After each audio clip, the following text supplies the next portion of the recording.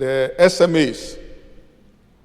They were the people who also evangelized in our area. And especially in my diocese, Keta-Akatsi, which is in the southeast of Ghana, and it is along the coast, the Atlantic coast. And it is bordering another country, Togoland. And so it is the missionaries came and evangelized us, established missions and parishes. And at the moment, we have about 29 parishes and many outstations.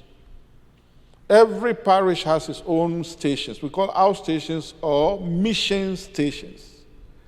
The parishes are where the priest resides, where there is a residence for the priest.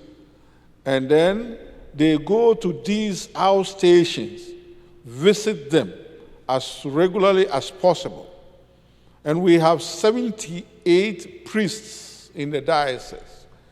And so they make programs every month or quarterly in order to visit these areas. And in their absence, there are lay people whom we call catechists, who lead the people in worship. They prepare them also for the sacraments. And especially when the priest goes there, give them the sacrament of reconciliation and celebrates the Eucharist with them. These are sometimes done during the weekdays. So they get their Sunday obligations within the weekdays too. And then they attend Mass and they continue round. So at least a month, all the villages have visits and must be regular. Many of our priests use what we call pickup trucks. They have pickup trucks for the parish. Some also cannot go to the stations because of the road. They have motorbikes. And then in some places too, we use canoes, where you can go on the water in order to reach the station. But whenever the people meet the priest or the priest comes to them, it is a great joy for them. And you can imagine a station managing 15 outstations, 20 outstations, 10 outstations. It is not easy for the parish to cater for all that. And so the diocese must always and constantly have to support the parishes. And that's why I'm very grateful to the Archdiocese and to Father Monsignor for giving us the opportunity to celebrate with you today so that you can also contribute to the mission in Ghana. In today's proclamation, I would like to talk about 3 institutions which I am seriously concerned about, which I need your support. The first one is St. Teresa's Institute. This institute is for physically challenged children. You know, when in a poor area and in a fast society, physically challenged seems to be left behind. And so the church has taken it as a responsibility to bring them into an institution where they are given education from the basic level, and hoping some of them will continue to, and which many have done, continue to high school and to universities.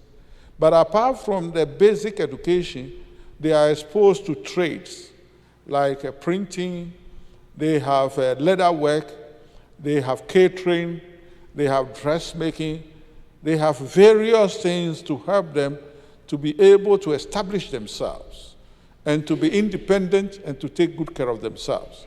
And so with that, they are becoming integrated easily into the society. Then the second institution is Good Samaritan Institute, which we take in people with mentally challenged, people who have like Down syndrome, born with that.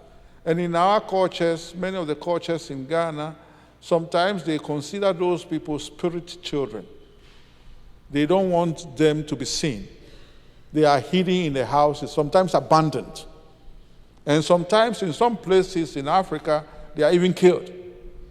But the church continues to proclaim the message of the kingdom to them that these children are not to be killed. They are children of God whom God loves. So we have brought them into these institutions where they learn how to take care of themselves first. Identify colors taught in different ways, because some of them are very difficult to grasp any lesson. So they have their own instructors which help them. And these are people whom the diocese have to care for too, as part of the harvest which we need to make. And so I would like your contribution for these institutions too. Then the third one is a girls' institute, St. Agnes Institute. And usually in the area where there is poverty, usually the girls are the people deprived from education. They are brought home, they don't go on in education.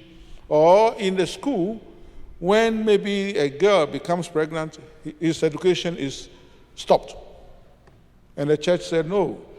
I think now the whole world is rising up to that no. We should educate the children, especially the girl child, and let them also be abreast with everyone in society. So in this institution too, we have people who have dropped out from school, people who have been prevented from going to school, people who did not have opportunity to go to school in this institution, where they are given the opportunity to do basic education.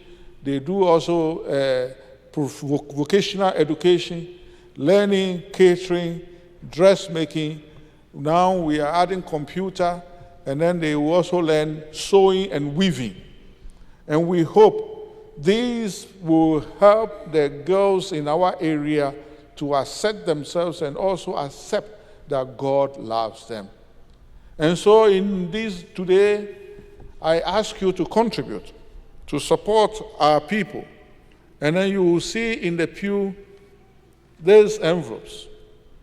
You can put in your donation, and if you are not ready today, you can pick one home, put in your donation, anytime drop it at the mission or the office, and they will forward it to the diocese, and the diocese will forward it to us in Ghana. Thank you for your generosity, and thank you for your prayers.